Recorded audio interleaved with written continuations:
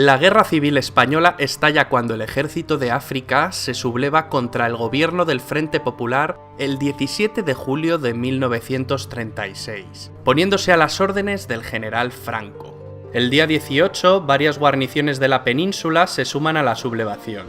El general Franco, que se hallaba en Las Palmas en aquellos momentos, fue despertado a las 4 de la madrugada. Le comunicaron que se habían sublevado con éxito las guarniciones de Ceuta, Melilla y Tetuán. Por la mañana, ya del día 18, Franco embarca a su mujer y a su hija en un transatlántico con destino a Francia, y él, a las 2 de la tarde, sube al Dragón Rapid, un avión que le llevará a la zona española del Protectorado de Marruecos. ¿Por qué se alzaron contra el gobierno? Para ello tenemos que echar la vista hacia atrás. En el año 1923, Miguel Primo de Rivera, con apoyo del rey Alfonso XIII, había instaurado una dictadura militar. En 1930, agotada la dictadura, dimite. El país llevaba muchos años de atraso social y económico con respecto a otros países de su entorno. En 1931 se convocan elecciones municipales. Fueron elegidos más concejales monárquicos que republicanos. El caso es que la coalición de partidos republicanos, moderados y de izquierda obtuvo mayoría en las grandes ciudades, por lo que el rey Alfonso XIII, viendo las manifestaciones pro-republicanas tras los comicios, decide hacer las maletas y huir del país. En Madrid, el Comité Revolucionario proclama la República, lo que se conocerá como Segunda República, ya que España había tenido otra fallida aventura republicana muchos años antes. La monarquía renunció a sí misma, por lo tanto, la Segunda República estaba perfectamente legitimada. Niceto Alcalá Zamora asume la presidencia del gobierno provisional, que tenía como misión elaborar una nueva constitución republicana con un corte fuertemente anticlerical. Niceto Alcalá Zamora, que era católico, propugnaba una secularización más moderada y se encontró con una fuerte oposición. Una ola anticlerical se desató en buena parte de España. Los disturbios empezaron en Madrid, y la algarada se propagó rápidamente, con violentas revueltas en otras ciudades. Muchos conventos y edificios religiosos ardieron, se profanaron lugares de culto y cementerios. Hubo muchos heridos, incluso muertos. La Constitución se aprobó en diciembre y se iniciaron las primeras reformas.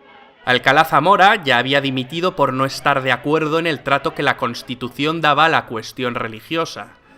Comenzaba la etapa de Manuel Azaña, que pretendía acelerar la modernización del país. Temiendo que Alcalá Zamora emprendiera una campaña revisionista y de desprestigio contra la República, los socialistas y los azañistas convinieron en ofrecerle la presidencia de la República, cargo que ocuparía durante años con gobiernos de distinto signo.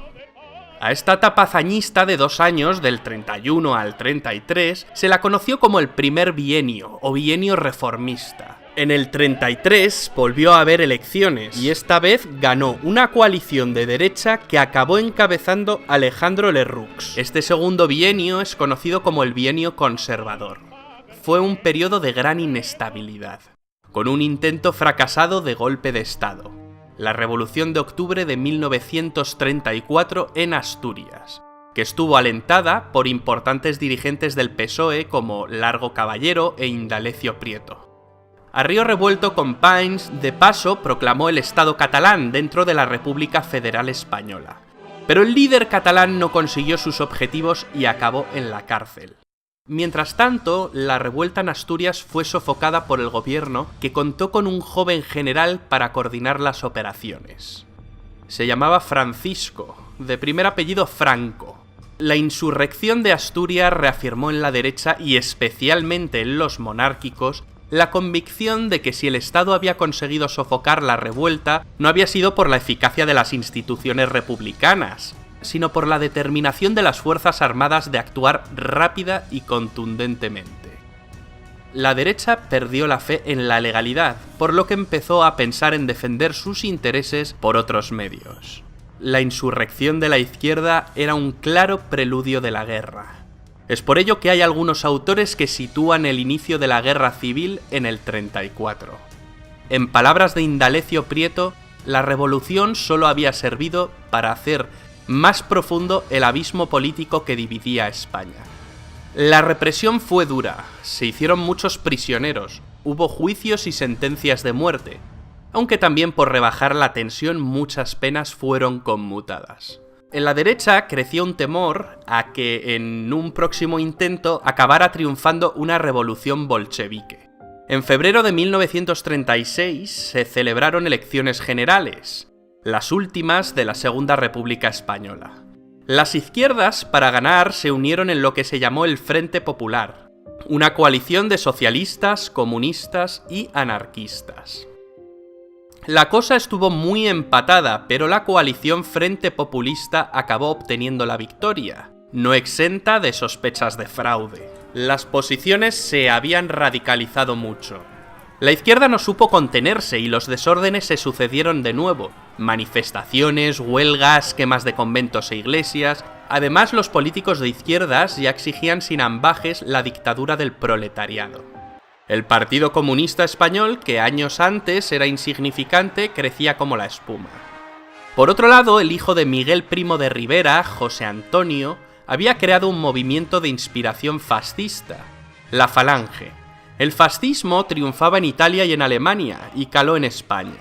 La Falange, fusionada con las juntas de ofensiva nacional sindicalista, no habían tenido un buen resultado en los comicios del 36, y se había quedado sin representación. Sin embargo, ahora los jóvenes de derecha se empezaban a alistar en sus filas, y el partido crecía y crecía. El caos se apoderó de España, reyertas callejeras entre comunistas y falangistas. Cada día había muertes de uno y otro lado. El gobierno no supo poner orden.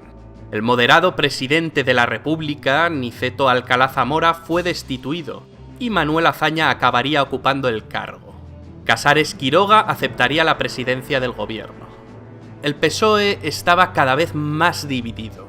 Para Indalecio Prieto era prioritaria la defensa de la República. Sin embargo, la facción más radical, representada por Largo Caballero, apodado el Lenin español, se inclinaba porque los obreros se apoderaran del poder político, al margen de la legalidad, para iniciar las transformaciones sociales.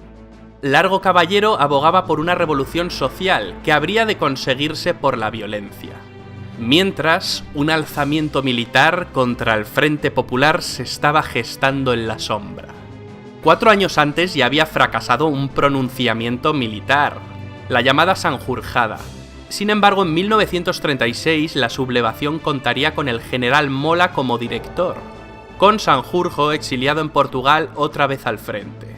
Esta vez habrían de coordinarse mejor las cosas. Solo hacía falta un detonante. Y ese detonante llegó. El 12 de julio de 1936, unos falangistas mataron al teniente de la Guardia de Asalto Republicana, José del Castillo, militante socialista. El cuerpo policial buscaba venganza y trató de detener a algún falangista. Como no lo encontraron, fueron a buscar a Gil Robles, pero este se encontraba de veraneo en Biarritz. Fue entonces cuando pasaron por la calle Velázquez y alguien propuso ir a por José Calvo Sotelo, que vivía ahí. Le detuvieron de madrugada y le metieron en una camioneta. Ahí un escolta de Indalecio Prieto le disparó en la nuca. José Calvo Sotelo era una gran figura de la derecha, diputado y destacado líder de la oposición. Su asesinato causó gran conmoción y fue lo que hizo que Francisco Franco, hasta entonces indeciso, decidiera sumarse al golpe de estado dirigido por Mola. Y es aquí donde retomamos la historia. La rebelión militar estalló con éxito en Marruecos y al día siguiente alcanzó la península. De los 24 generales de división con mando en fuerza solo se sublevaron 4, pero los sublevados contaban con el ejército de África, que era el más experimentado. Los golpistas tenían planeado ocupar las ciudades más importantes en un par de días, como mucho, pero no fue así. La intervención de las fuerzas de seguridad, las tropas leales y los civiles armados por el gobierno frustraron parcialmente el golpe. El alzamiento no triunfa ni en la capital, Madrid, ni en Barcelona, aquí gracias a la decisiva intervención del general Aranguren, que se mantuvo fiel a la República. La guerra se enquistaría durante 3 largos años. Fue una guerra fratricida, entre hermanos, una guerra que todavía sigue trayendo cola a día de hoy. dos Españas enfrentadas. Buenos y malos, héroes, villanos, víctimas, verdugos. Hubo de todo, y en ambos bandos. La península quedó dividida en dos zonas, la republicana y la llamada nacional. ¿Cómo actuaron los países vecinos? Lo cierto es que ninguna democracia movió un dedo para ayudar a la República. De hecho, Inglaterra y Francia promovieron un acuerdo de no intervención, al que se sumaron muchos países. Este acuerdo fue una farsa, y algunos países se lo saltaron a la torera. España se convirtió en campo de batalla de las fuerzas totalitarias antagónicas en Europa. El nazismo y el fascismo contra el comunismo. También se convirtió en laboratorio de experimentación de nuevas armas y métodos de guerra.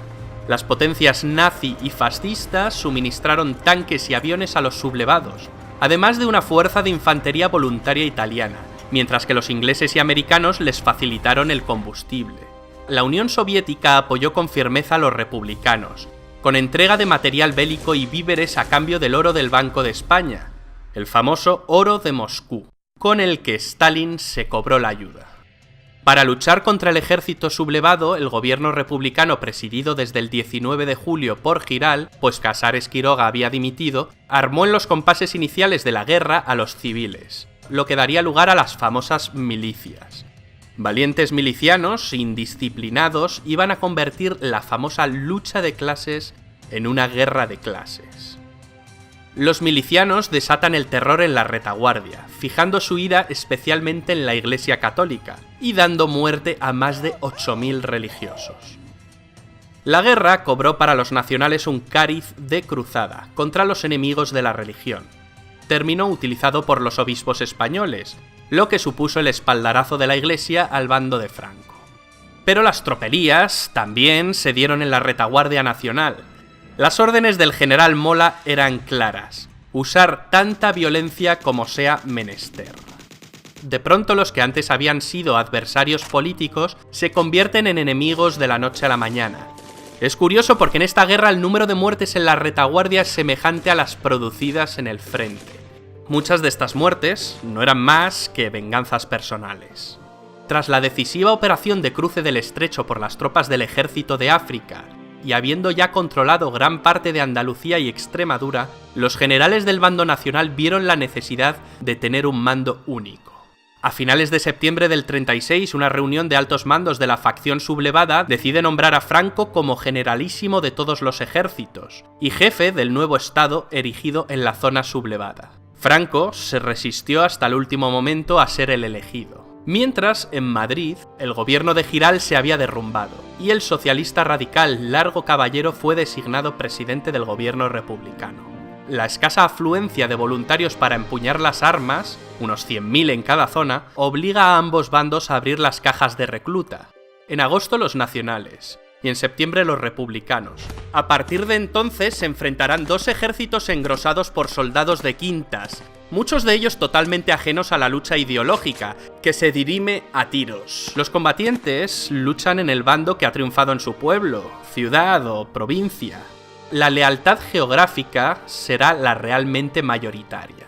El gran objetivo de los sublevados es tomar la capital. La gran ofensiva de Madrid es planificada como un movimiento convergente de las tropas de Mola por el norte y las de Franco por el sur. Si cae Madrid, los nacionales tienen ganada la guerra. Pero los defensores de la República no se lo ponen fácil. Se inicia la batalla de Madrid. Los republicanos, además del material bélico soviético, cuentan con unas unidades militares compuestas por voluntarios extranjeros de más de 50 países, las llamadas Brigadas Internacionales. El gobierno republicano presidido por Largo Caballero tomó la precaución de abandonar Madrid e instalarse en Valencia. La primera fase termina en febrero y marzo de 1937, con las batallas de Jarama y de Guadalajara. En esta última son derrotados humillantemente los voluntarios italianos enviados por Mussolini, en la que es difundida propagandísticamente como la primera derrota del fascismo en el campo de batalla. Los años 37 y 38 constituyen el largo tramo central de la guerra, que partiendo de un equilibrio de fuerzas se va a ir resolviendo en favor de los sublevados. A principios de 1937 los nacionales avanzan y conquistan Málaga. El norte, Vizcaya, Santander, Asturias... Era de gran interés estratégico al ser una región industrial. Franco, habiendo renunciado a la toma de Madrid, inicia la ofensiva del norte y acabará ocupando la cornisa cantábrica. Mundialmente conocido será el episodio en el que los bombarderos alemanes de la Alemania nazi, la conocida como la Legión Cóndor, atacaron la ciudad de Guernica. Pablo Picasso dedicó a Guernica un cuadro que se expuso en París, tratando de mostrar los horrores de la guerra e intentar atraer la simpatía del público hacia la causa republicana. En mayo de 1937, después de graves enfrentamientos armados en Barcelona entre anarquistas y comunistas, Largo Caballero dimite como jefe del gobierno. Las diferencias en el bando republicano se dirimen entre quienes quieren anteponer la revolución a la guerra, como son los anarquistas, y quienes buscan el triunfo militar por encima de todo, como los comunistas. El presidente de la República, Manuel Azaña, nombra a Juan Negrín presidente de gobierno. Negrín reforzó sus poderes e impulsó una nueva y gran ofensiva. Para aligerar la presión sobre el norte, en verano de 1937 abre los frentes de Brunete y Belchite. A finales del 37 el gobierno republicano se traslada de Valencia a Barcelona e inician la campaña de Teruel a fin de evitar el ataque definitivo de los franquistas sobre Madrid. Fracasa.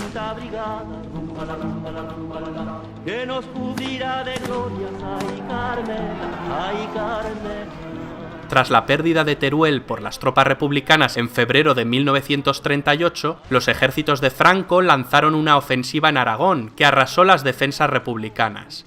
Los nacionales penetran en Cataluña y toman Lérida, donde encuentran una fuerte resistencia republicana. En abril llegaron a las playas de Vinaroz, separando el territorio republicano que quedaba dividido en dos áreas principales, la de Cataluña y la de Madrid. La tercera fase de la guerra culmina con la descomposición política de la República, por sus propias divisiones internas. Los republicanos, tras un gran éxito inicial, son vencidos en la batalla del Ebro, una de las más sangrientas de toda la guerra, una batalla que preparaba el camino para la caída de Cataluña. El gobierno de Negrín intentó resistir todo lo posible, a fin de vincular la guerra española a una más que probable guerra mundial.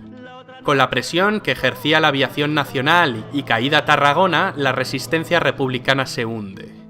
El general Yagüe entra en Barcelona, entonces sede del gobierno, en enero de 1939 y sin apenas resistencia. Miles de republicanos, militares y civiles se exilian en Francia, entre ellos el poeta Antonio Machado, que viejo y enfermo fallecerá en Collioure el 22 de febrero. El 27 de febrero, el gobierno de Franco es reconocido por Francia e Inglaterra, lo que provoca la dimisión de Manuel Azaña como presidente de la República. El 28 de marzo fue ocupada Madrid. El 1 de abril de 1939, Franco firma el último parte de guerra. La terrible Guerra Civil Española había finalizado, dando paso a la larga dictadura de Francisco Franco, que duraría hasta el año 1975.